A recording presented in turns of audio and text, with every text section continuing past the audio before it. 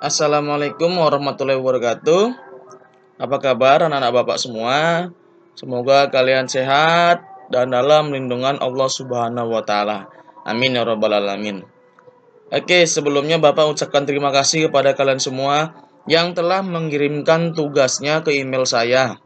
Berarti kalian peduli dengan tugas dan materi yang saya berikan. Oke, kali ini kita berjumpa lagi di pelajaran administrasi infrastruktur jaringan. Bapak harap kalian tuh nggak bosan-bosan ya menerima materi dari kami tentunya, karena kami juga nggak bakal bosan memberikan materi kepada kalian. Oke, kali ini saya akan memberikan materi berupa video. Nah, di dalam video tersebut terdapat hal-hal apa saja yang akan kita pelajari atau materi-materi yang saya berikan. Oke, anak bapak, mohon simak dan tonton video sampai habis. Apabila ada kendala, silakan tanya saya melalui WA bisa, atau kalau memang mau jumpa juga bisa, tapi buat janji dulu ya. Nah, apa materinya? Berikut simak videonya.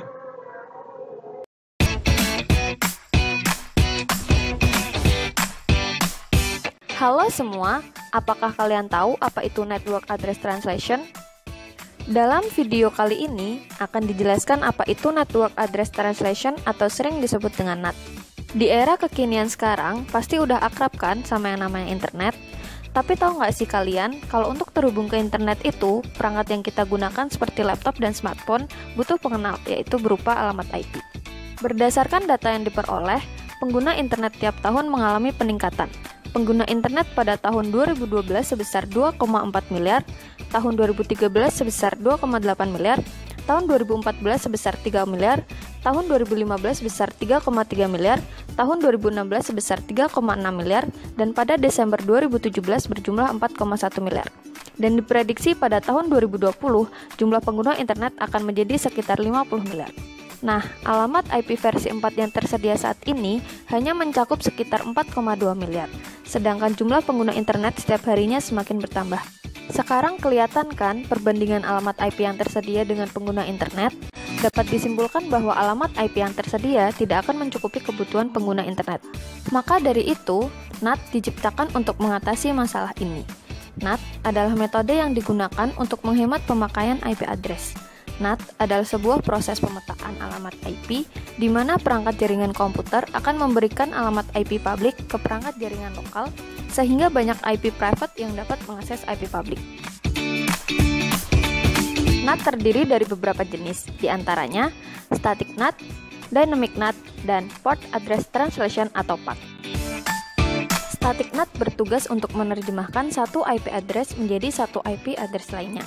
Biasanya digunakan untuk menerjemahkan satu IP private menjadi IP public. Dengan demikian, komputer atas perangkat yang berada di jaringan lokal dengan IP private bisa terkoneksi dengan internet tanpa harus mengganti IP address-nya. Dynamic NAT. Dynamic NAT akan menerjemahkan secara dinamis IP private menjadi IP public.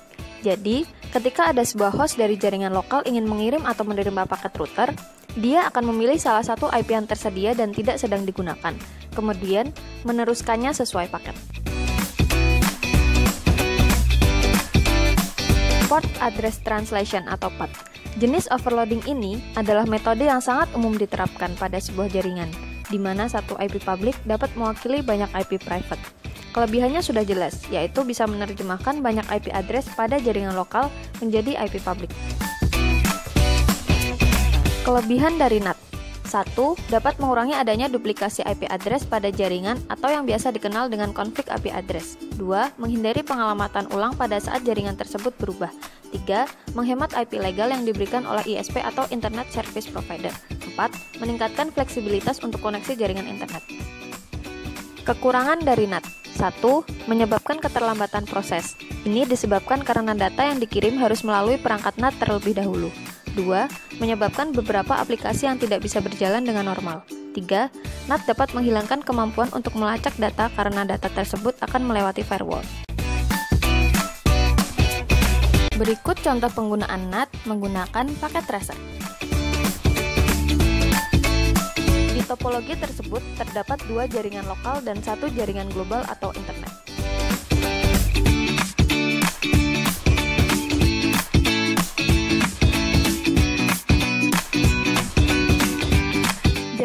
lokal Syscom menggunakan NAT Dynamic dan jaringan lokal teknik menggunakan PAT. Masing-masing mempunyai sebuah server yang dikonfigurasi dengan NAT statik.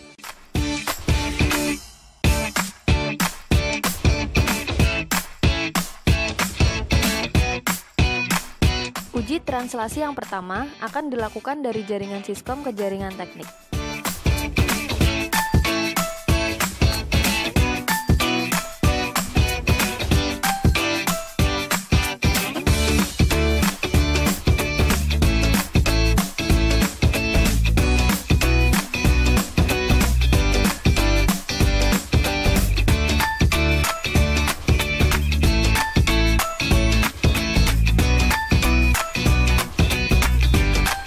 Alamat 192.168.1.100 yang merupakan alamat IP server Syscom diubah menjadi 209.165.119 secara statik, lalu alamat 192.168.120 dan 192.168.130 yang merupakan alamat dari PC2 dan PC3 diubah menjadi alamat 209.165.132 dan 209.165.131 yang merupakan alamat yang tersedia dari pool alamat IP Dynamic. Selanjutnya dilakukan uji translasi untuk jaringan teknik. PC4 dan PC5 akan mengakses www.syscom.com lalu lihat tabel translasinya dari router teknik.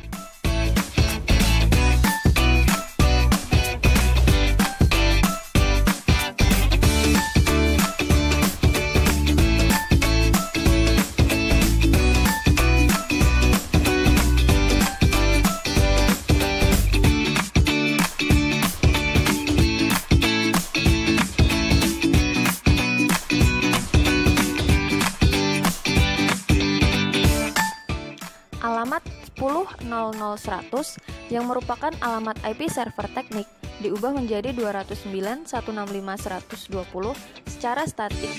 Lalu alamat 10.0020 dan 10.0030 yang merupakan alamat dari PC4 dan PC5 diubah menjadi satu alamat, yaitu 209.165.130. Yang membedakan adalah portnya, yaitu 1024 dan 1025, karena PAT akan menerjemahkan alamat IP berdasarkan portnya.